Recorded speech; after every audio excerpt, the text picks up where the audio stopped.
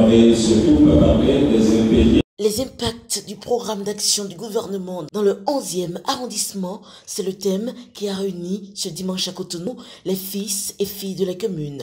C'est une causerie dont l'initiative émane du deuxième adjoint au maire de la ville de Cotonou et le municipal du 11e arrondissement, Gatien Diabouni, qui a souhaité échanger avec ses administrés. Élus, cadres et techniciens de différents secteurs étaient présents à cette rencontre dont l'objectif fondamental a été d'entretenir la population sur les volets clés et à succès du programme d'action du gouvernement. Cette rencontre pour communiquer la bonne information aux populations tout en leur donnant la parole. Dans le 11e arrondissement de Cotonou, vous avez choisi des débats productifs autour des enjeux de développement. C'est une démarche qui vous honore, chers amis.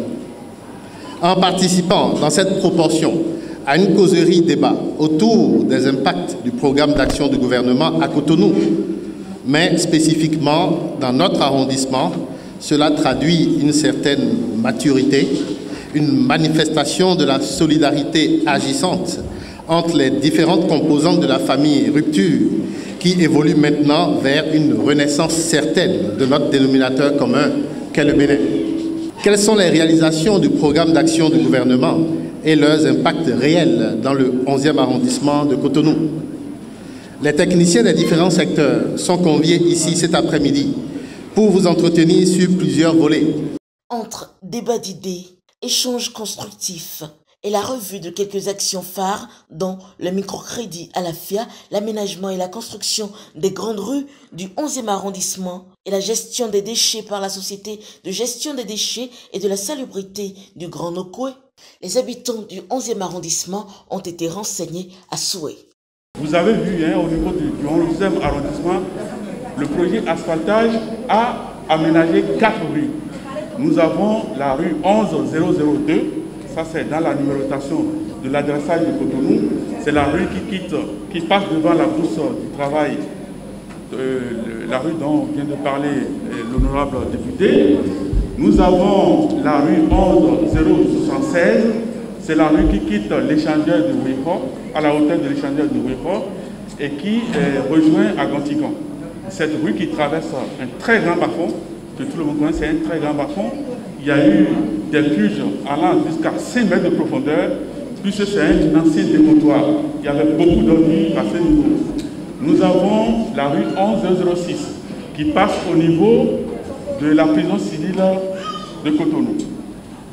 Nous avons l'ensemble de ces rues représente environ 4000 mètres linéaires, 4 km pour le 11e arrondissement. Il y a plus de déchets qui sont déposés dans les bas-fonds, il y a plus de déchets qui sont déposés sur les berges. Vous allez voir que la berge ouest de Cotonou est propre et est en voie d'être aménagée. Et nous avons mis en place une infrastructure technologique qui permet de régler les écueils du passé. Et je me souviens, ce n'est pas la première fois, on avait abondamment parlé du microcrédit, mais par la suite, ça a généré des milliards d'impayés.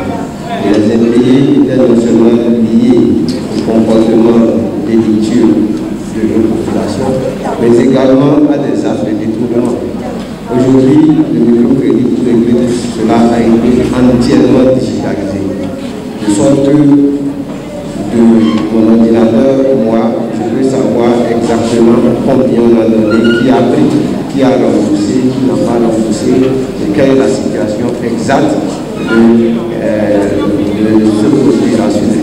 Cette assise se veut une reddition des comptes aux populations de ce qui a été fait pendant ces 5 dernières années dans le 11e arrondissement. Membre de la structure politique de l'Union progressiste, le deuxième adjoint au maire a bénéficié du soutien de CPA qui n'ont pas manqué de saluer l'opportunité de cette initiative. C'est donc une activité que nous saluons en ce sens qu'elle vient sceller l'union des filles et fils de Cotonou autour des acquis du gouvernement de la rupture. Subsidiairement à cette idée principale, nous notons que cette causerie débat, au-delà de la personne physique des initiateurs que nous sommes, vient célébrer la vitalité de notre démocratie à la base. J'ai dit il y a 2 ans, lorsqu'à Bégamé, je vous ai dit qu'il y aurait bientôt un goudron qui partirait de la Bourse du Travail et qui passerait devant Panthère Noire. Beaucoup d'entre nous, beaucoup d'entre vous n'avaient pas cru. Et qu'aujourd'hui, nous sommes à Kadjaoum, proche de la Haine, et que tout ce quartier est asphalté. J'ai dit qu'au-delà des pavés, au-delà de l'énergie, au-delà de l'adduction d'eau, ce que Patrice Talon nous apporte de façon fondamentale, c'est la restructuration de notre économie. Disons tout simplement qu'il s'agit d'une vision qui se déroule avec méthode sérieuse et rigueur. Tout est articulé de façon intelligente et rien ne se fait au hasard. Et comme vous le constatez, Cotonou progressivement rejoint le quota des capitales africaines, ouest-africaines, les plus belles. Je pense que quand on cite des exemples, déjà au cours de nos voyages, nous avons constaté que Cotonou n'est pas si mal loti. D'ici là, Cotonou deviendra encore plus près grâce au PAG. Administrés et élus locaux sont désormais bien informés des impacts du PAG à Cotonou, plus particulièrement dans le 11e arrondissement. Il est à rappeler que la démarche a permis à la population de remonter leurs doléances au plus haut niveau.